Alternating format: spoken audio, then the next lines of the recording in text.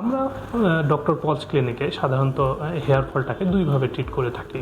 একটা হচ্ছে হোমিওপ্যাথিক মেডিসিনের মাধ্যমে, যেটা কনস্টিটিউশনাল মেডিসিন এবং সিমটোমেটিক ওয়েতে মেডিসিন প্রয়োগ করে সাধারণত যে ইমিউনিটি সিস্টেমটাকে ইমপ্রুভ করা হয়, ইমিউনিটি বুস্ট আপ করা হয়, ফলে এটা গ্রোথ ফ্যাক্টরটাকে আরও অ্যাক্টিভেট করে।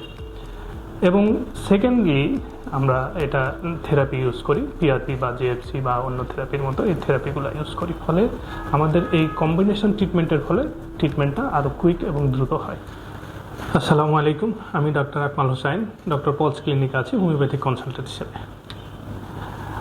আজকে আমরা কথা ডিসকাস করব প্লাটিলেট রিচ প্লাজমা বা পিআরপি থেরাপি নিয়ে।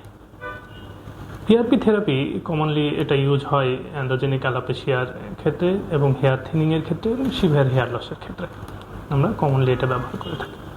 এই পিআরপি সম্পর্কে জানতে হলে প্রথমে আমাদেরকে জানতে হবে হেয়ার লসের প্যাথোলজিটা কী। হেয়ার লস, হেয়ার ফলিকলগুলা একটা পরিবর্তনের মধ্যে দিয়ে যায়, যেখানে হেয়ার বৃদ্ধি কমে যায়, হেয়ারের নিউট্রিশন কম পায় এবং হেয়ারের হেলথটা ডিটোরিয়েট করে দিন দিন, ফলে এটাকে একটা ভেলাস হেয়ারে পরিণত হয়। এটার কারণ হচ্ছে নিউট্রিশন না পাওয়া বা আরও অনেক কারণ থাকতে পারে, যেমন ডিএইচটি, ডাইহাইড্রোটেস্টোস্টেরন হরমোনের জন্য, হরমোনাল ডিফিসিয়েন্সির জন্য, নিউট্রিশনাল ডিফিসিয়েন্সির জন্য, এগুলো অনেক কারণ থাকতে পারে। তো এটা একটা রিভার্স প্রসেসের মধ্যে দিয়ে আমাদের হেয়ার ফলিকলগুলো আস্তে আস্তে মানে এদের যে অ্যানাজেন ফেজটা আছে সেটা শর্টেন হতে থাকে, যার ফলে চুলগুলা আস্তে আস্তে পাতলা হয়ে চুলগুলো খুব দ্রুতই পড়ে যায় এবং আমাদের একটা বল্ডনেস তৈরি হয়।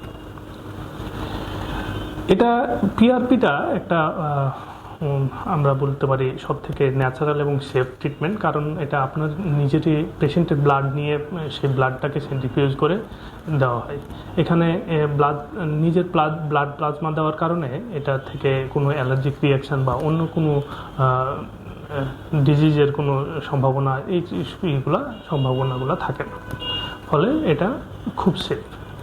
এই পিআরপি আমরা সাধারণত 3টে স্টেপে ব্যবহার করে থাকি। প্রথমে ব্লাড নেওয়া হয়, পরে এটাকে সেন্ট্রিফিউজ করা হয় এবং সেন্ট্রিফিউজের পরে রেড ব্লাড সেল এবং প্লাজমাটা আলাদা করে ফেলা হয় এবং প্লাজমাটাকে সেপারেটলি ডার্মা লেয়ারের নিচে ইনজেক্টের মাধ্যমে ইনজেক্ট করা হয়। এখন আমরা বলি যে এই প্লাটিলেট রিচ প্লাজমাটা কীভাবে কাজ করে। প্লাটিলেট রিচ প্লাজমাটা সাধারণত এটা ব্লাড ক্লটিংয়ের জন্য কাজ করে, কিন্তু এখানে ব্লাড ক্লটিংয়ের ক্ষেত্রে ব্লাড ক্লটিংয়ের পরেও এটা ডার্মা লেয়ার নিচে দেওয়ার ফলে এখানে একটা গ্রোথ ফ্যাক্টর তৈরি হয়। এই প্রোটিনটা একটা গ্রোথ ফ্যাক্টর তৈরি করে। এই গ্রোথ ফ্যাক্টরগুলো দুটো ভাগে, একটা পিডিজিএফ বা প্লাটিলেট ড্রিভেন গ্রোথ ফ্যাক্টর, আরেকটা আছে ভিইজিএফ বা ভাস্কুলার এন্ডোথেলিয়াল গ্রোথ ফ্যাক্টর। পিডিজিএফটা কি করে? পিজিডিএফটা একটা ফলিকলটাকে স্টিমুলেট করে, ফলে ফলিকলের গ্রোথ বৃদ্ধি পায় এবং এখানে বেবি হেয়ারের গ্রোথটাও দ্রুত হয়। আরেকটা যেটা ভাস্কুলার এপিথেলিয়াল গ্রোথ ফ্যাক্টর, এটা ব্লাড ভেসেলগুলোকে আরও ওয়াইডার করে এবং ব্লাড ভেসেলগুলোর সংখ্যা বাড়ায় এবং এটাকে ডিপ করে, ফলে চুলটা ভালোভাবে নিউট্রিশন পায় এবং দ্রুত বৃদ্ধিতে সহযোগিতা করে।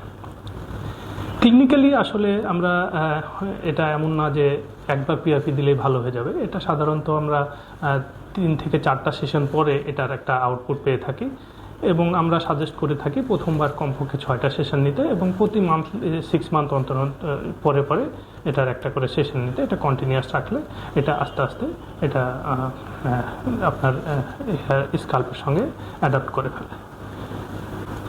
আমরা ডক্টর পলস ক্লিনিকে সাধারণত হেয়ার ফলটাকে দুইভাবে ট্রিট করে থাকি।